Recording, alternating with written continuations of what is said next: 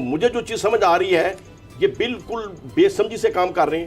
ان کو سمجھ ہی نہیں ہے اس چیز کو ٹیکل کیسے کرنا ہے. کرائسس مینجمنٹ کا ان کو پتہ ہی نہیں ہے اور یہ ملک کو جہنم کی طرف دھکیل رہے ہیں. ان کے مطالبے میں مجھے خامی بتا دیں. انٹرنیشنل پولیٹکس میرے ساتھ ڈسکس کر لیں. کیا فرانس ہمارے اوپر چڑھ جائے گا؟ فرانس افغانستان کے اوپر نہیں چڑھا ہوا تھا, امریکہ افغانستان کے اوپر نہیں چڑھا ہوا تھا. سارے جوتے کھا کے گئے وہ فرانس اور امریکہ سمیت. ان کو سمجھ نہیں ہے کہ فرانس سے کیا ہم نے لینا دینا ہے. پاکستان کو تباہ کرنے کی ایک سازش ہے, اور اگر کہیں ہم یہ سفیر کو نکالتے ہیں تو پوری کی پوری دنیا جو ہے وہ اس انتظار میں بیٹھی ہے. ان کی باتوں سے لگتا ہے کہ جی جیسے ہی ہم یہ کام کریں گے ساتھ ہی پوری دنیا پاکستان پر پابندیاں لگا دے گی. وہ ان کا اشارہ اس طرف ہے. نہیں ان کی میں نہیں سمجھتا. شیر رشید صاحب بڑی اچھی ہمیشہ باتیں کرتے تھے. اس معاملے میں کیوں وہ پیدل چلنا شروع ہو گئے ہیں؟ ایک الزام لگایا گیا ہے فواد چودھری صاحب کی جانب سے کہ بھارت سے ان کو فنڈنگ ہو رہی ہے, تو یہ غیر ملکی فنڈنگ پہ چل رہے ہیں. نہیں اسد عمر صاحب نے کہا ہے. بونگی ماری ہے فواد بھائی نے. میں نہیں سمجھتا کہ کیسی بات کرتے ہیں. وہ کہتے ہیں جی اس کے ثبوت ہیں ہمارے پاس. ثبوت تو بتائیں کون سا ثبوت ہے کہ فرانس نے جو توہین کی ہے یہ قابل برداشت نہیں ہے, اور ہمیں فرانس کی میری تو رائے ہے نکال دینا چاہیے. اس میں کوئی ہم فرانس سے ہمارے تعلقات ختم ہوتے ہیں تو ہو جائیں. کیا کہتے ہیں پورے یورپ سے ہو جائیں گے, ہو جائے گا. سارے ممالک جو ہیں اس میں ایف اے ٹی ایف مزید پابندیاں یہ وہ سب سارے مغرب سب آ جائے گا. سپوز ہم نے یہ سوچ لیا کہ ہمارے امریکہ سے تعلقات بھی خراب ہو گئے, یورپ سے بھی خراب ہو جائے, اس سے ہو کیا جائے گا؟ بھوک ہے. لوگ مہنگائی کی بھوک برداشت کرنے کو تیار نہیں ہے. عشق کے اندر بھوکے رہنا بھی برداشت کر لیں گے. جو گولی کھانے کو تیار ہیں وہ بھوکے رہنے کو تیار نہیں ہے. جو افغانستان میں جو جنگ کی یہ سب جس طرح سے جو تصادم ہو رہا ہے اس کے حوالے سے دیکھیں جی یہ بہت ہی خوفناک صورتحال ہے.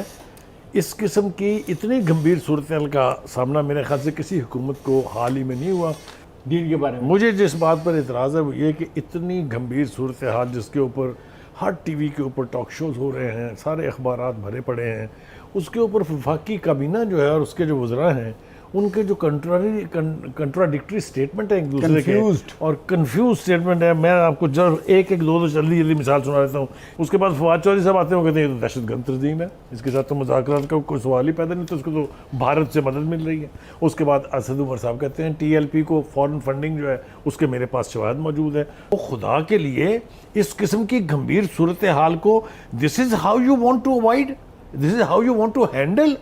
جی ٹی روڈ کے اوپر خندقیں کھد گئی ہیں جو ہم نے ریسنٹ ہسٹری میں نہیں سنا.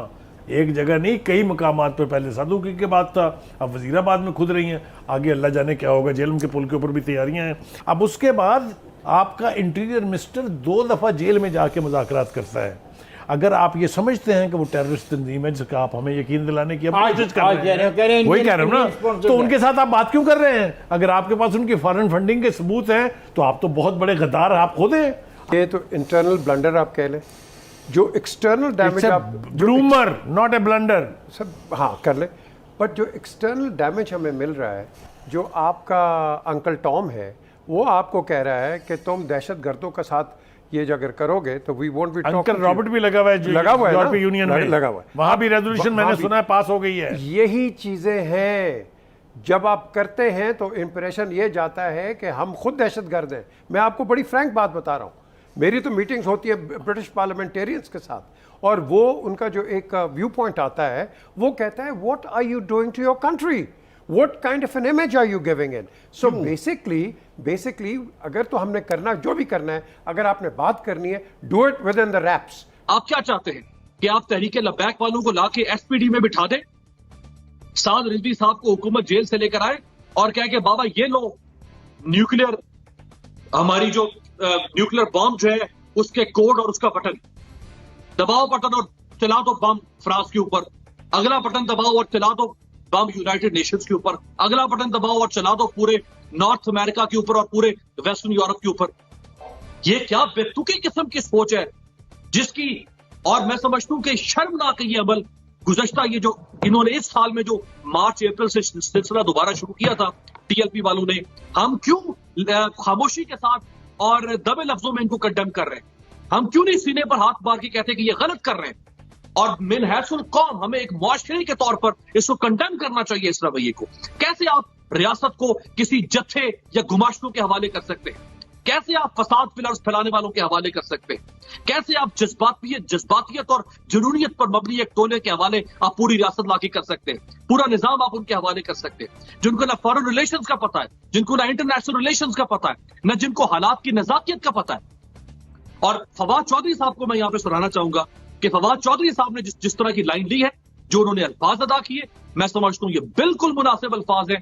اس سے بھی سخت لفظوں کے اندر باقی تمام سیاستدانوں کو، وہ اپوزیشن سے ہوں یا حکومت سے ہوں، ان کو کنڈیم کرنا چاہیے۔ اور فواد چودھری صاحب نے جو نیریٹو اور جو ایکسپریشن تھے ان کے بالکل مناسب تھے اور اسی طرح ہونے چاہیے۔ یاد رکھیے گا، آج اگر آپ تحریک انصاف کی حکومت ہے، نون لیگ ہو، جے یو آئی پے ہو یا کوئی اور ہو، اگر آج وہ سیاست کریں گے، تاریخ لکھ لیں آپ آج شائستہ، یہی ٹی ایل پی ہوگی یا اس ٹی ایل پی کی طرح کوئی اور انتہا پسند جتھا ہوگا، کوئی گروہ ہوگا، وہ ان کے گلے کو پڑا ہوگا، وہ ان کا ٹینٹا دبا رہا ہوگا۔ لہٰذا یہ نیشنل ایشو ہے، اور نیشنل ایشو کیا ہے کہ ایکسٹریمزم اس ملک کے اندر، انتہا پسندی اور انتہا پسندی پر مبنی جو رویہ ہے، اس رویے کو ہمیں کرب کرنا ہے۔ اسی کا ہم خمیازہ بھگت رہے ہیں آج، جو فیٹ اپ سے لے کے اور دنیا میں مختلف جگہوں پہ ہماری جو جنگ اسائی ہوتی ہے۔ یہ کیوں ہوتا رہا؟ یہ صرف ایک ٹی ایل پی نہیں ہے، آپ ٹی ٹی پی سے لے کے اور آپ جتنی بھی گزشتہ 30-40 سالوں میں پاکستان میں فرقہ واریت پر مبنی، مذہب پر مبنی، لسانیت پر مبنی یا علاقائیت پر مبنی جتنی بھی انتہا پسند یا ملیٹنٹ جنگجو جماعتیں سامنے آئی ہیں، مسلح جماعتیں سامنے آئیں، وہ اس لیے سامنے آئی کہ ریاست ان کے ساتھ سمجھوتے کرتی رہی، کمزور ہوتی رہی ریاست، اور ان کے سامنے جب وہ ڈرتی تھی، ایک جماعت ختم ہوتی تھی اور اس کے بعد ایک اور جماعت سامنے آ جاتی تھی۔ میں سمجھتا ہوں کہ ہم سب کا یہ قومی فریضہ بنتا ہے کہ یہ حکومت اگر سٹینڈ لے رہی ہے، جانتے ہوئے بھی کہ یہ ایک مذہبی معاملہ ہے اور اس حکومت کے خلاف فتوے بھی آئیں گے، اس حکومت کو ایکسپلائٹ بھی کرنے کی کوشش کی جائے گی، میں سمجھتا ہوں کہ ہمیں سب کو اس سٹانس کو اور حکومت کے ایکشن کو سپورٹ کرنا چاہیے۔